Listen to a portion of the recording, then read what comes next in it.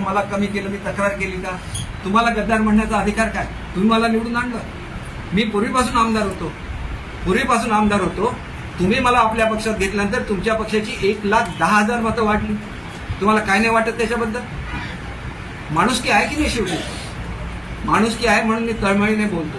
मी एकही शब्द वाईट बोललो नाही आजच्या मुलाखतीमध्ये. एक लक्षात घेतलं पाहिजे. किती खोटं बोलाल सिद्ध करून दाखवतो मी. त्यावेळेचं कागदपत्र तुम्ही चेक करा. खरोखर 1,10,000 मतं वाढली की नाही?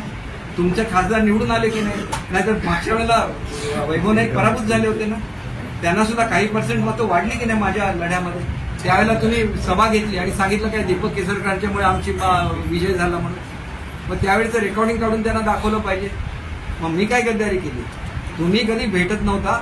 अहो मी वर्षाच्या समोरच्या ह्याच्यावर 2-2 महिने उभा राहिलेलो. 2-2 महिने उभा राहिलेलो. कोकणी मनुष्य असा अपमान सहन करत नाही. तरी पण ज्यावेळेला मला फोन आला निघायचंय मग मी उद्धव साहेबांना जाऊन भेटलो. त्यांना सांगितलं की सगळ्या लोकांना परत बोलून घ्या, आपण याच्यामधून तोडगा काढूया, तुम्हीच मुख्यमंत्री राहा. त्याला तुम्ही काय सांगितलं? तुम्ही स्वतः निघून जा. हे कुठलं वागणं आहे? आणि मग तुम्ही आम्हाला गद्दार म्हणता. काय अधिकार तुम्हाला? कोणी दिला हा अधिकार? मी काय तुमच्याकडे लाचार म्हणून आलो होतो? तुम्ही 4 वेळा फोन केला मला पक्षामध्ये ये म्हणून.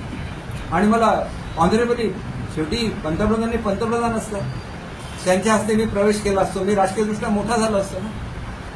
आज शिंदे साहेबांनी माझ्याकडून 1 रुपया सुद्धा न घेता मला मंत्री बनवलं. मग तुम्हालाच का पैसे लागतात? याचं उत्तर महाराष्ट्राच्या जनतेला दिलं पाहिजे. माझ्याकडून लिटरली 1 रुपया सुद्धा घेतलेला नाही शिंदे साहेबांनी. मला एवढा मोठेपणा दिला, मला पक्षाचा प्रवक्ता बनवला, मला मंत्री बनवला. काही अपेक्षा नाही, 1 रुपयाची अपेक्षा नाही. कसल्या खोक्याच्या गोष्टी करतात? आणि मग तुम्ही तुमचे चांगले वेलविशर गमावता. मी तुमच्याबद्दल एवढा आदर ठेवलेला त्याचा अख्ख्या महाराष्ट्राने बघितला.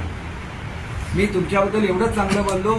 एवढंच नाही तर मी ज्यावेळेला आसामवरून परत आलो आणि मी ज्यावेळेला भाषण केलं बीजेपी आणि शिवसेनेच्या आमदारांच्या समोर, त्याला सांगितलं की आम्ही आमचं कुटुंब सोडून आलेलो आहोत, आमच्या कुटुंब प्रमुखाचा अपमान होता का माझ्या? कशासाठी मी सांगितलं हे सगळ्यांना?